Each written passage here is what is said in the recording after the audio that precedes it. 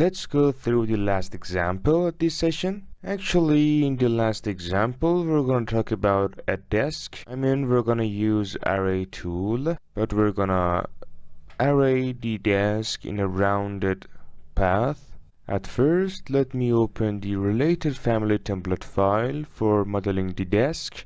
In families, I choose the correct template file or appropriate metric furniture. I pick extrusion, then I pick circle by this way, and we need the radius to be parametric, so I associate the parameter. I want it as type, and then I assign the name or as radius. Finish. Let's check it out.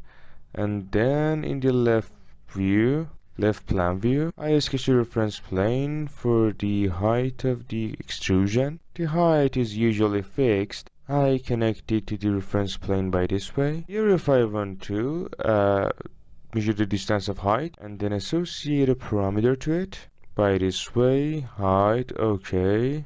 Then if I maximize the value of height 1500s, I'm sorry, I haven't constrained the extrusion to the reference plane. I align it and then I lock it. Let me test the parameter again. In family types, 1500s. Apply, let's check it out. The extrusion is extended as you can see. So what should I do? I should sketch another reference plane at the base of the extrusion and then I align it with the reference plane and also locked by this way, and then I measure the distance between these two reference planes. As you can see, it is not necessary to associate it to a parameter. I just wanted to fit the extrusion 100, so associating a parameter to the thickness here is optional, but at least you should align it and lock it. So as a result, the dimensions which are not going to be changed are not necessary to be parametric, but at least you should measure the distance and lock it. Here if I modify height 1500, check it out. The measurement is fixed as you can see, so we won't have any problems. Well done. After that, I'm gonna use sweep in order to add a frame around the desk or around the circle by picking a path. So I click on pick path, then I should select the edge or specify the edge. I click on the edges as you can see, these two edges which are highlighted, and then finish. So right now the path is specified by using pick path. But what is the advantage of pick path tool here? I open family types. Here if I modify the radius, apply, as you can see the path is connected to the radius and is changing. Select profile and then in edit profile, then I sketch the frame which I wanted to be around the circle by this way. Check this out. Then I pick a straight line for instance. Well done, I click on finish.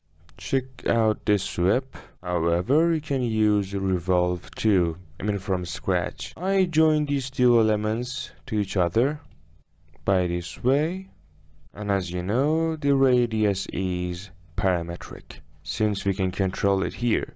1500s, apply. Well done.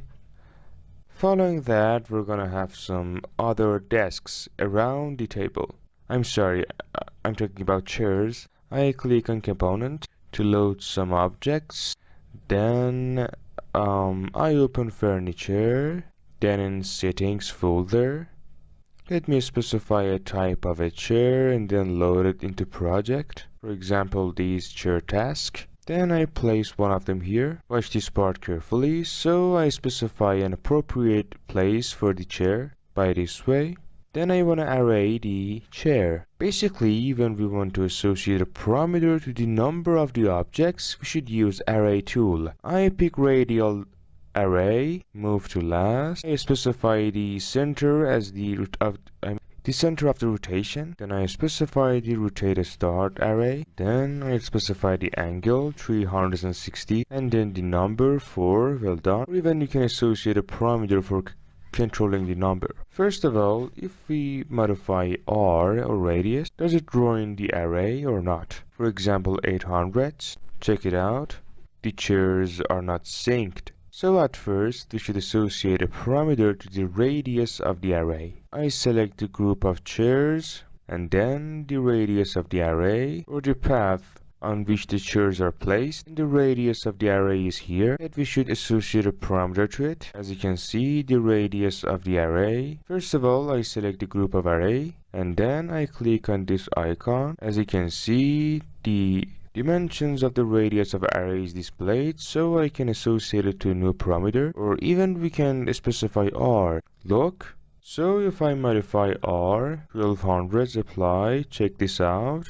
As you can see, the array radius is dependent to the radius of this circle. So you should put this point into consideration. Let's continue. Again, I select the group of chairs. However, the chairs are hard to be selected since the radius of the array and the radius of the desk are equal to each other. I mean, we should press tab to be able to select it. I press tab. Since I want to control the number of the chairs, to select the rotation ray for associating the parameter by pressing tab, I assign the name N. Okay, very well. And after that, right now at this radius, how many chairs can we place? I mean, what is the capacity here, or how much is the capacity?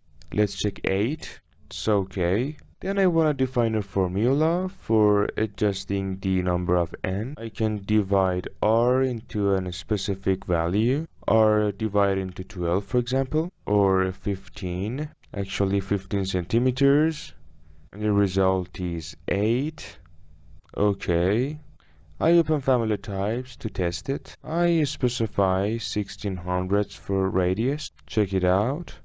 We got 11 chairs or 2 meters. Well done. The number of the array is working correctly, or 800. We got 5 or 600. 4. Great. Then in the next session, I'm gonna teach you how to modify the types of these chairs. I mean, to be able to modify the different models of the chairs. Let me reduce the value of height for the desk. So in the next session we will work on the chairs, and this is the result that you can take your time on practicing on creating such a thing. And as you know, in this session we have used radial array and have associated a parameter to it. Until now we learned to associate a parameter to the radius of the radial array.